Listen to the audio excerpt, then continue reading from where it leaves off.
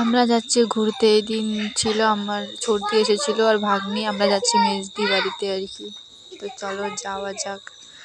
ভাগ্নিকে বলছিলাম টাটা দিতে, ও টাটা দিচ্ছিল আর কি, মানে আর লেস খাচ্ছিল। লেস খেতে তারপরে মিষ্টি নিয়ে আসলাম, মিষ্টি নিয়ে যেতে লাগবে। তাই দেখো মিষ্টি অনেক রকমের মিষ্টি ছিল, তাই শুধু আমি কালো মিষ্টিটা নিয়েছি। তো নিয়ে নেওয়ার পরে ভাগ্নি বলছিল লেস খাবে, তাই একটা দোকানে গিয়েছিলাম। দোকানে গিয়ে একটা লেস কিনে দিলাম ভাগ্নিকে। তো এই দেখো দোকান থেকে লেস ছিঁড়ছে আর কি, একাই ছিঁড়তে পারছে, ও খাবে।